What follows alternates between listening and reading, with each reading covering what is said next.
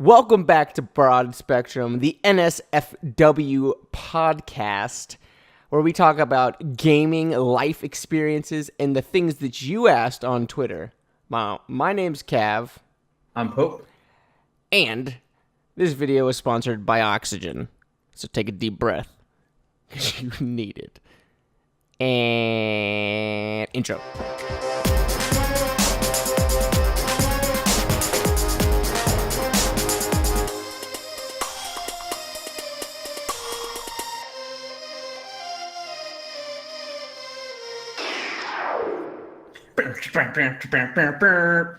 That's my intro. All right, well, that was the intro this week because we're on a low budget for musical needs. But if you have any musical talents and you send us your intros on hashtag any social media network and we like it, I'll find money. I'll go back on the side of the street and I will pay you. There you go. You'll have Cav panhandling for your music. Hey, if we like it, I'll take it. Oh, God. Okay, so this week, let us talk about... We were supposed to have a guest, but due to some complications with work, we love you and respect you nonetheless, and we will have you on another week. Hopefully next week. That is the goal. You and your freaking Star Wars mug. Don't mind me. Just gotta drink my nice afternoon coffee. Well, I'm a little confused because last week we were talking about things from Star Wars, and you didn't apparently know anything from Star Wars, and now you're a huge fan. No, don't get me wrong. I'm a huge Star Wars fan. The fact of what I was getting at was, with the exception of the Death Star and the Millennium Falcon, what other names of ships do they use? They talk about a few. I mean, there was, like I said, the Destroyer. Then you've got the X-wings, the Y-wings, and the Z-wings. They all have the wings. Those are types of ships, but those aren't names of ships. Well, the Destroyer is an... Oh, you mean like an actual, like the given names and stuff. That's what I'm saying. Oh, okay. If you drop a name on something, everyone's like, oh, okay, I know exactly what you're talking about now. Yeah, but like for Star Wars, they were just like... They were pretty general except for like a few things. Like, oh, everyone watch out, there's a Destroyer. Arr. Yeah, so in reference to our reference last week, just think of our reference then and use the Death Star. The Death Star blew up, which it did, before rebuild. And that's what the game is based off of. There you go. Oh my god. That's just the simplest way I can put it, I think. I mean, it's not a bad reference. Oh, no. Another thing that I saw, referencing to the last podcast, was that on Facebook, we are popular with males between the ages of 25 and 34. So, thanks, Facebook. Right. Thanks for the demographic update. Yeah, I'm pretty sure it'll adjust eventually. That's sort of where we're sitting at the moment. Nothing wrong with it. I think we are both considered males between the ages of 25 and 34. So. Very true. It probably also makes up the majority of our friend list. I feel like the age range probably is a little bit lower than 25, 24, whatever. But it's all right. All right. So this week, let's start off with the games. Have you played anything in the last week besides Empyrean? So this week I actually was on a bit of a hiatus from Empyrean, and there was a pre-expansion patch for World of Warcraft, which is leading up to the new expansion of Battle for Azeroth, which I'm gonna buy. Yes, which last year I watched it all at BlizzCon. I watched it all unfold with the development team, which they made it seem absolutely amazing. So that's definitely gonna consume some time next month when it drops. But this week I've been working with my buddy Havoc, who will be on next week, and pretty much we've just been grinding through this this pre-expansion patch, getting the feel for all the new, well, not the new, but the newly updated uh, classes. Like everything got a bit of a facelift. It could be a negative facelift, it could be a positive facelift, but everything got a little bit of a change. So it's just working through all that and pretty much figuring out what characters we want to be playing next expansion. And to go on that, next week, if you got some time, your boy needs a little bit of a carry. That's all right. I've got one of everything, so you just let me know I can carry. Well, for WoW, I'm not a what is it called, a WoW head. I don't know I don't know what the term is for WoW. No offense, Wower? oh wow, yeah, Wower. You just need to get a tattoo on your forehead that says Wower. That'd be There you go. the ultimate. But yeah, I haven't played as much. I think when you started back like 5 years ago, 5, 6, 7, 8, 10 years ago, whenever it was. Yeah, I've been playing now for 8 years. Okay, so I probably joined when you were in Guam. So what, 7 years ago? Yeah, I left Guam in 2011. So Yeah, so when you were there, that's when I started playing. And I didn't even really get into it that much. And games like that are definitely, for me, my personality is like I have to play with people. Like you're so good at the damn game that you literally could just play by yourself and you could be laughing the entire time because of how bad everyone else just isn't in comparison to you. yeah, that's what's always fun about a new expansion. Since I've played through pretty much 3 new expansions now, starting from Cataclysm through Mist of Pandaria through Warlords of Draenor. I guess it's actually 4 expansions. That's crazy. And then Legion. Okay, now that I'm saying it out loud, it really feels like I have no life. So I played a lot of the game, and I've played a lot of pre-expansion patches. And in those patches, you always run into the people who are picking the game up for the first time, which always makes it pretty nice. And that's the funny part for me. That's usually when I play. It's just a lobby full of noobs, and you just get to run through and wreck the world. So there's nothing wrong with that. I do the same thing in the bronze level of Overwatch. So yeah, exactly. Or whenever like when we made our second accounts and everyone was starting to get their new accounts, like everyone's like ranked 1 through 5, and 90% of the time there aren't any Smurfs in the game, so you're just sitting there destroying people, which is too much fun. All right, well, Pope is gone. I want to talk to you guys real quick. This is like a hashtag ad. In the description below, there will be a link to check out what I have been doing for the last couple of months. I have been doing a bit of weight loss. I weighed 206 pounds back on April 1st. And as of this morning, I weighed like 175 or 6. So I definitely lost a lot of weight. A lot of my journey has been through Beachbody. You guys can always check them out below in the description. I have some links that you can look at. And it's just been really helpful. They do like their on demand, which means like any active video that they've ever made for workouts is on there. And a lot of them are at home. So you can do that. If you have any weights, usually it's dumbbells or like I guess plyo boxes. It just depends on how intense you want to go. I did a lot of Shaun T's workouts, and if you don't know who Shaun T is, he was the creator of Insanity, which was it was a lot of fun. But it was pretty incredible. I'm not done. I'm just intermittent fasting, and I am doing a few other things. But the intermittent fasting definitely is sort of how I've continuously lost weight with Beachbody, because I've tried almost everything and I couldn't figure out a way to lose weight, and now I have. So there's that. All right. So next topic up for discussion is about our youth. Is that something that we can talk about this week? You want to talk about that? Growing up together? Yeah, we can do that. That'll work. I guess it'll fit into my schedule. I guess we can do it. So I don't have any older siblings. You have one, and I don't know. Pope to me is pretty much my older brother. And And you didn't have what you said your friends around there and then your sister.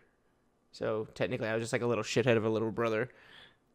Yeah, essentially, they're in the beginning, and by Yeah, beginning I mean you through 21.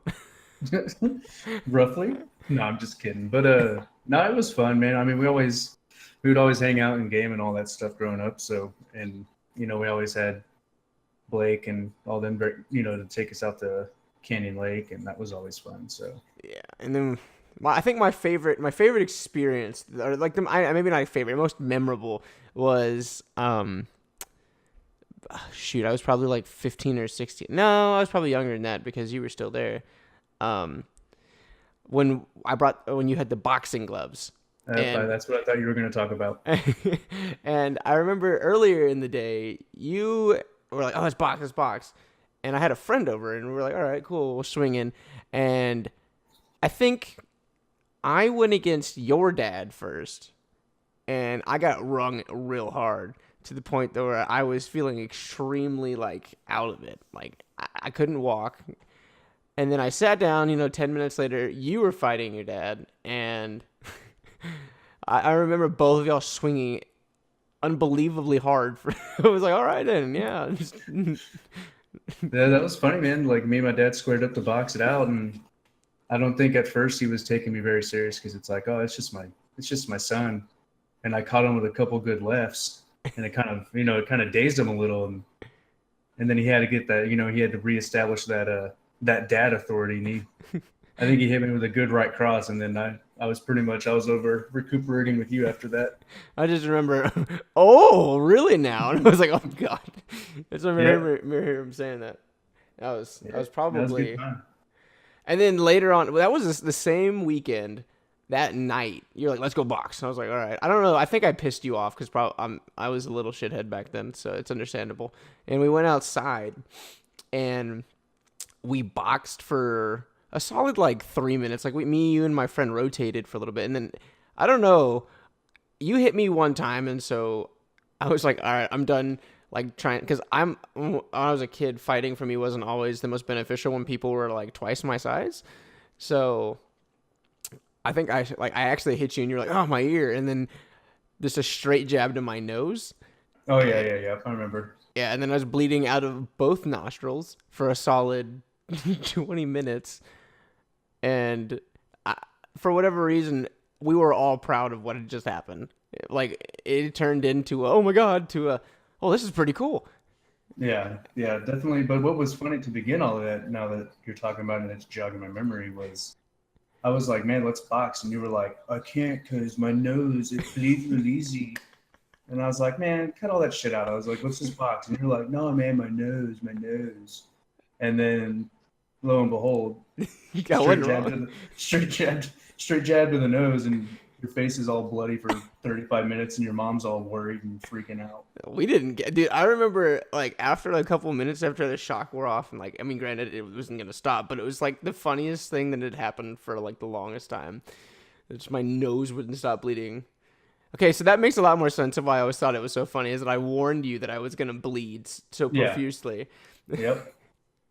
The warning signs were there. We just didn't care. But yep, that's us growing up. That's pretty much how it went. All right. A topic that I've been wanting to bring up is the world of YouTube these days and how many different channels there are out there. I know we kind of touched on it last week, but what people didn't really do, and what I like I think the exposure of this podcast kind of, it can easily broaden our horizon of who to watch and what to watch. Yeah. And the majority of what I watch is diesel trucks. Okay. Highlights from Overwatch and stuff about C#, so coding. And then that's essentially it. And I have so many different people who watch so many different things, and they're like, yeah, man, I'm watching so-and-so do this and that. And I'm like, who the hell is that? Yeah. Dude, he's this guy on YouTube. He has he has 500,000 subscribers. And I'm like, why have I never heard of him? So I think that should be, that way we can get more of a knowledge when we start moving forward in these podcasts of what exactly it is that our viewers are interested in. I think Yeah, and that's another thing is that if you have some sort of interest that we haven't touched on yet, we're more than happy to talk about them. Just let us know. Yeah, Because I yeah, we guarantee you we definitely have need some some. sort of interest somewhere that just hasn't been mentioned yet.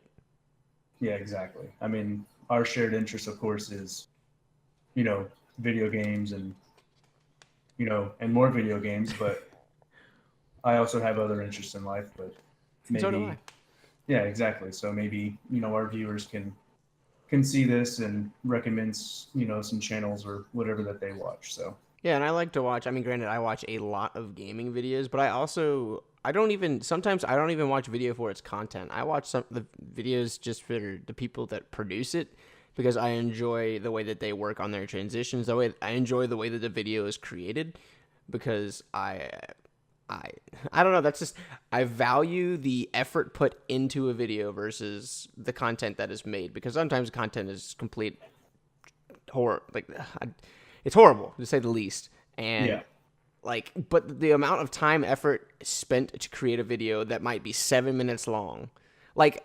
I'm not gonna lie to you. I have spent probably the last 4 days watching uh, a world competitive Matt Stoney. I think this is that's how you pronounce his name. He's a world competitive food eater or whatever. And I just spent watching all of his videos, watching him eat a lot of food for absolutely no reason other than the fact that his videos are different from everyone else's. Not granted, not just because of his content, but the way that he edits them. Like he doesn't really cut anything out. It's a full 2 hour, 40 minute, 30 minute video condensed because he has to prove that he's actually doing it without cheating. But yeah, it's different than what I've seen. So I appreciate the way that people do their own videos. yeah. Seeing kind of like how you're saying how you like admiring the editing and so on with something as like a video. I've actually found myself lately when I find an app that I like. Since I'm going, to college for coding, I will find myself what's the proper term? Like reverse creating. Like it's already created, but I Learning can how look to at do it what they did, and I more or less. can I can look at it and I can see what like how something interacts and what it took to make it interact that way. And now that I've known, I've learned, and now that I know how stuff like that works, I find myself breaking apps down a lot. And, you know, Just learning I how think that's, to yeah, build it. exactly. Yeah. Reverse engineering is how that's the proper term. Oh, okay, okay. So and sorry, you just gotta make it sound super professional now. There Got you go. it. All right. Yeah. I've been finding apps and I've been learning how to reverse engineer them to where in the future I can be the guy creating those apps that, everyone uses. So, Well, what's your first idea then? I actually had an idea that kind of jogged my brain. I don't want to go too far into it, No, you don't have to at all. but I'm still thinking of a name. I thought of one, it was, over drunken conversation, which is always a good place to come up with some That's where the creativity stirs. rather you're going to create something that you wake up the next day and you're like, wow, this idea is total bullshit. Or, hey, I actually might have something. So, but pretty much what I want to do is create something of an app that creates like, not creates, but maybe instantiates like more what's the word I'm trying to think of, like in-depth parental controls, like on an Oh, like on a phone. Like, yes, you can set parental controls, you can make it to where your kids can't go to certain sites and they can't download apps or what have you. Like, but with my app, what I want to do is, so think of, like, was thinking of a name and I would call it maybe like the teenager. And so a parent will download the teenager onto their teenager's phone. And within that app, excuse me, you can find all of their information and only the adult can enter the app. yeah, It's pretty much, it's a password protected app, like set aside from the password on the phone itself. yeah, So when you want to have sneaky kids, like the teenagers who are always wanting to do the devious things or hide this or hide that, you can pretty much go into this app, and every time they enter their info for, say, like Facebook, that information gets stored in this app. That way, if you're like, hey, let me see your Facebook, I think you've been doing this and doing that. And they're like, oh, well, I don't remember the password. Boom. Go to the teenager. Don't You're like, worry. oh, don't worry. I know what your password is. You know what I'm saying? And also within that app, you can set restrictions since, you find kids these days, everyone's just glued to their phone all day, every day. You can set time limits to where if you only want your kid to be on Facebook for an hour a day, you can set it for an hour a day. And after that hour's up, they can't open the app again Yeah. until the start of a new day. You let me know when that app goes live. My girlfriend definitely needs it. Yeah, I'll get it. Yeah, it'll be for It's going to be used for the wrong reasons. It's not meant for teenagers. Use it on your husband and wife. There you go. That's what we can. But I thought of that the other night. I mean, obviously that's just an extremely rough draft of it, but Well, yeah. and getting around the red tape of the whole privacy of. Well, I mean, if it is your child and you pay for their stuff, I feel like it is. I mean, it is your property that you're letting someone else borrow, more or less. Yeah, exactly. That's how I see it too.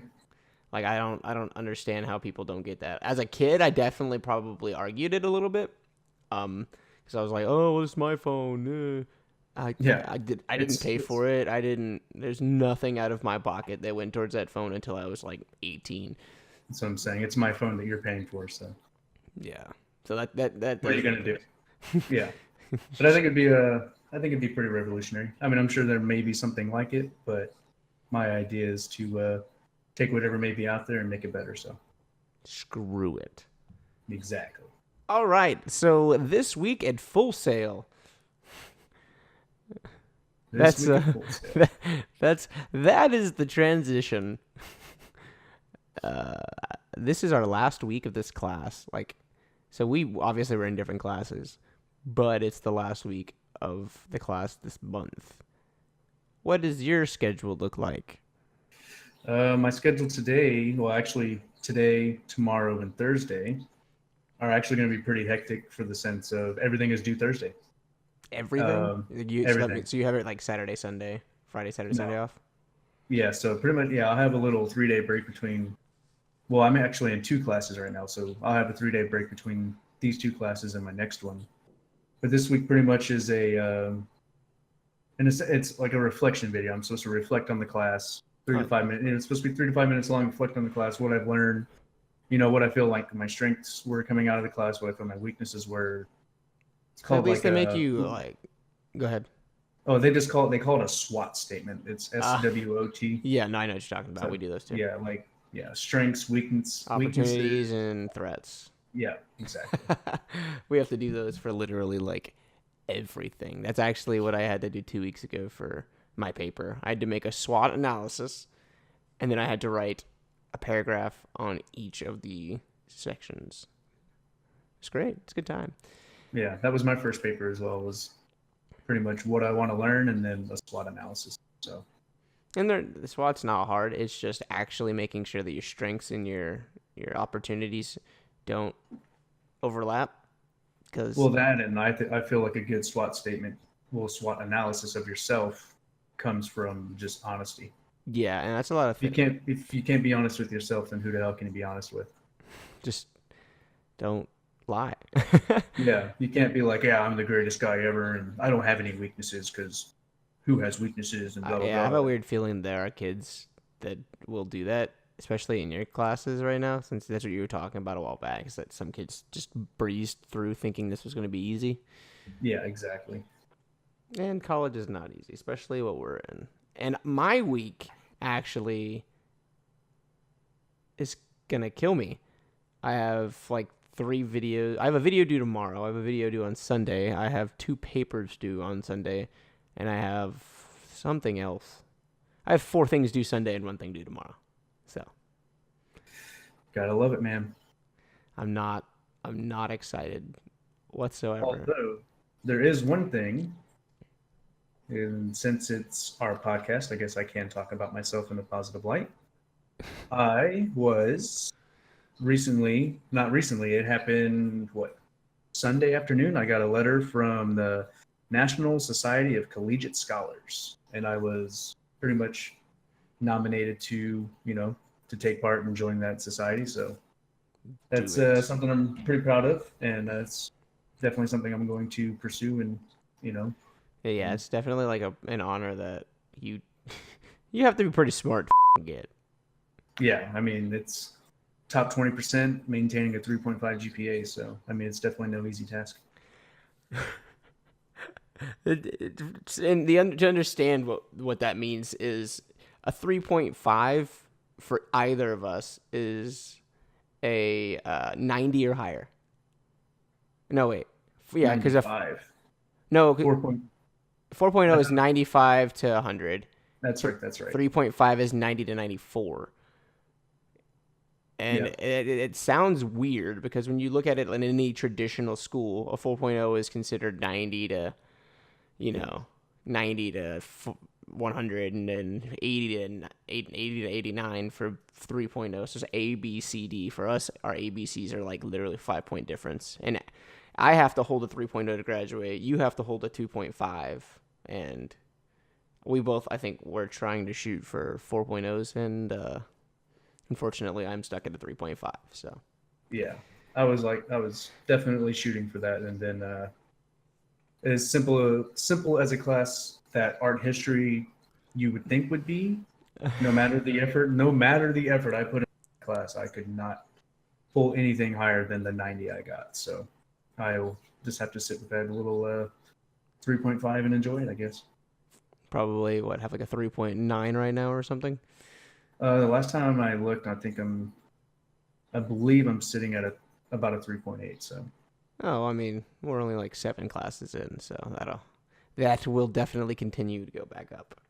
yeah, I mean I'm on 7 and 8 right now, and seven is the project and portfolio class I'm on now. It's proven to be more challenging than I expected, and pretty much if I get like perfect scores across the board, the highest grade I can pull in that class right now is only like a 93, 94. So I mean, if you think of that, but then I have this other class, which I don't even know how it's fair for the university for it to count again, count for me to my GPA. Oh, yeah, I yeah. mean, it was pretty much just a free 100. So, It's okay. I think they counted the orientation as a grade too. oh, that is true. I was really confused when I saw my GPA to 3.5 instead of a 3.4. I was like, oh, all right. Cool. Oh, so one thing I do want to talk about is something that I know I heard growing up. You probably heard it too. When to attend college. And I'm pretty sure you heard it a lot growing up. That you need to go to college right after high school. You gotta have your degree. You need it. And I've come to a realization as I've graduated that for a majority of people that go to college and expect to have some high-paying job that they didn't prepare for, or maybe not even prepared for, like they make it seem like the job market is so just open, and like once you leave college you're going to get this really nice job with that degree. And if you don't have a completely specific, like any computer science, more than likely you'll have a good job. Anything with accounting, you'll probably have a good job. Business degrees, you could probably find a decent job, but majority of degrees lower than that, you need the experience. It's almost required. Because I actually saw something the other day. It was a job posting. You had to have a bachelor's degree, and there was a couple other requirements, like just knowledge of certain areas, and they were paying $10 an hour. Might as well just go work at Whataburger. Let me break that down for you. If you went to a traditional 4-year college, paid $20,000 a year for tuition, which actually isn't that bad. It's $80,000. Granted, you probably had about 40 to 50 in loans, so you have to pay 40 to 50 back. So you're probably paying upwards of $500 a month just for that, not including rent, not including bills, not including utilities, not including insurance, not including car payments. $10 a hour for a degree is not realistic. I don't care who you are. And it seems, it got me super heated because someone actually tried to defend that it was enough money to help you pay back. And I said, yeah, if you're living at home and you have absolutely no bills, for sure, you can pay your college back with that degree or with that job. But other than that, what are you going to do with it? Yeah, Does that make sense?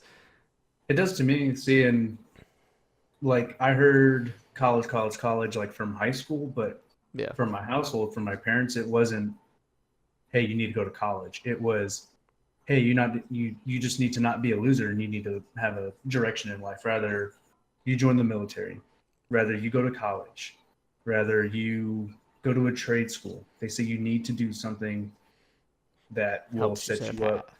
Exactly. That'll help you get on a path to, doing what you want to do in life. And originally I was going to go to Texas A&M University up in College Station.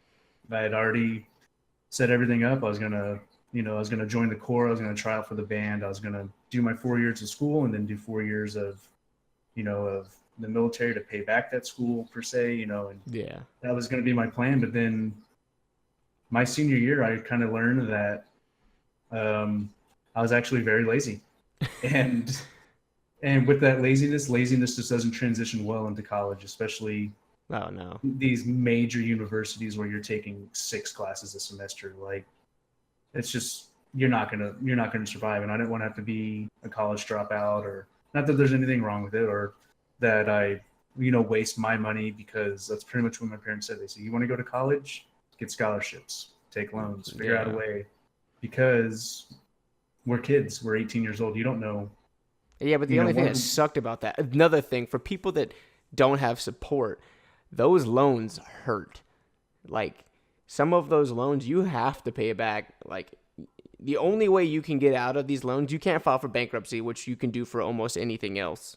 Like you can have your credit cleared. When you can file bankruptcy, those student loans are still there. They don't go away. They found a loophole.